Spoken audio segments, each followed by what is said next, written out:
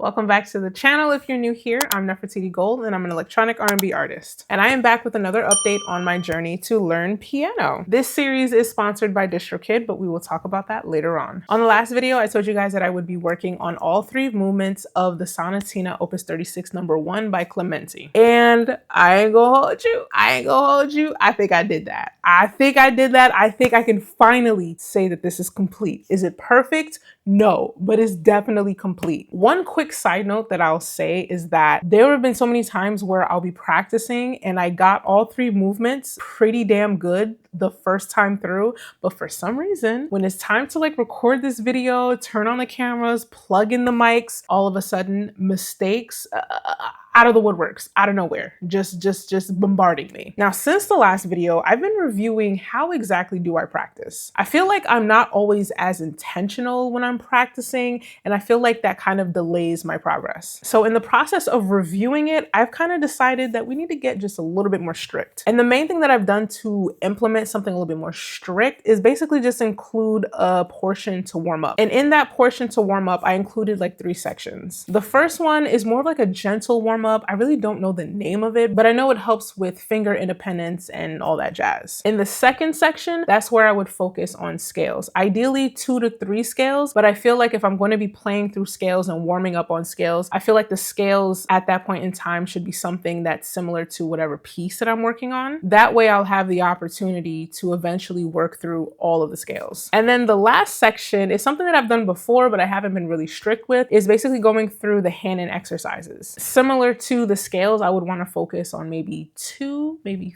3 might be pushing it, but at least 2 exercises at a time. And the other thing that I've added in and kind of made it non-negotiable is using a metronome. There is something so special about a metronome because it's just hard facts. These are the beats.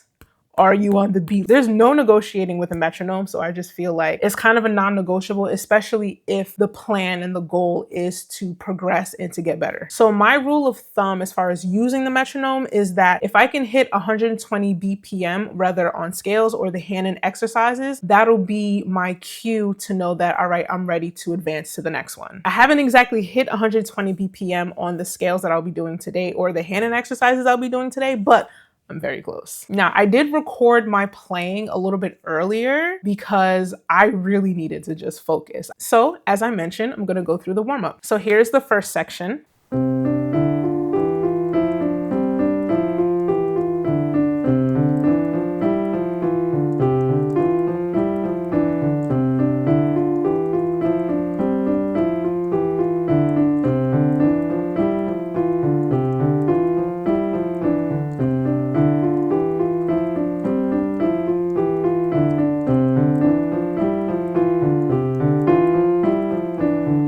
And what I try to do for this particular warm-up, you'll notice that it kind of alternates which hand is the lead melody. And I try to repeat it back and forth, maybe 3 or 4 times, seamlessly alternating hands. Now, for the scales that I focused on today were C major, G major, and then I also did D major, but very slowly.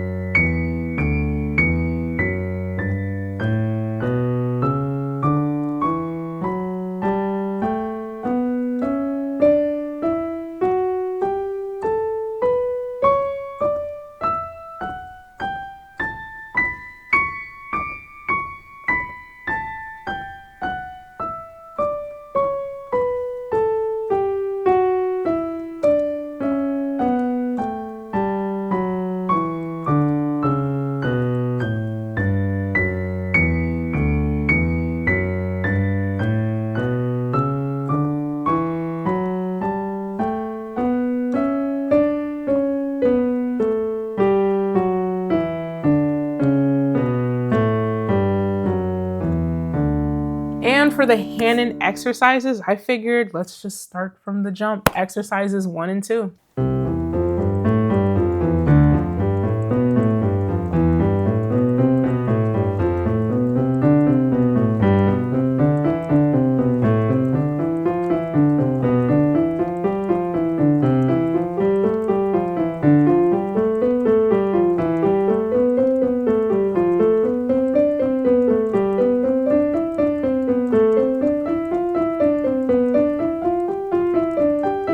Now, before I move on to the official final performance of this movement, I would like to thank today's sponsor, DistroKid. DistroKid is one of the world's leading distributors, distributing 1/3 of the world's music to all the streaming platforms. I have literally been using them for years, long before they were ever a partner to this channel. And one of the main things about DistroKid that really sets them apart is that they create tools for us independent artists to use to make our lives a little bit easier. And one of those tools is Mixia. Now, if you are short on time, you're short on resources, Mixia will help you put those final touches on your tracks in just minutes, essentially helping you get a custom and polished final result that's release ready. And for $99 a year, you can master an unlimited number of tracks. Access to Mixia is available to DistroKid members, and if you are not a member, use my link in the description below and get 7% off your first year.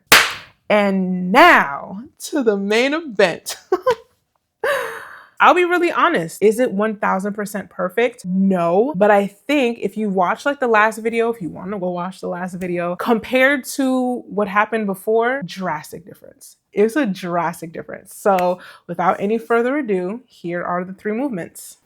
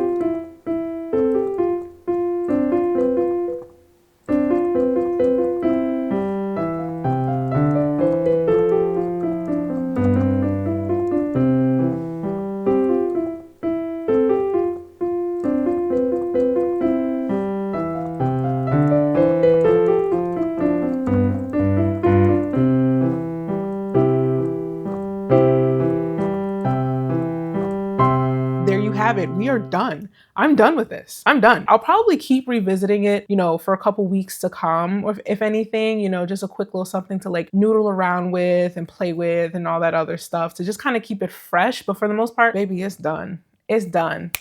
Now, I did mention in my last video that I would be thinking about what piece would I want to do this year for Christmas. And I really want to get to the point where it's just like the next update, it's just done, right? I don't want to linger on something. I'm thinking Merry Christmas, Darling. It has a super jazzy undertone. It's a step away from classical. It's just so good. And I'm thinking I could probably sing along with it. It's not the hardest song melodically. Let's see. Greeting cards have all been sent. The Christmas rush is through, but I still have one wish to make, a special one for you. I don't even know if that was the right key. That's what we're gonna be moving on to. And I feel like in the next few weeks, I'll also start thinking about what's the goal for 2026. Whatever direction I end up taking, I know that it needs to be set in stone. It needs to be a plan, okay? And we don't deviate from the plan. I'm gonna be doing some brainstorming and then I'll be working on Merry Christmas, Darling. And that's it for today's video. I appreciate you guys for chiming in. Have a happy Thanksgiving because this most likely will be posted on Thanksgiving. And I'll see you in the next one.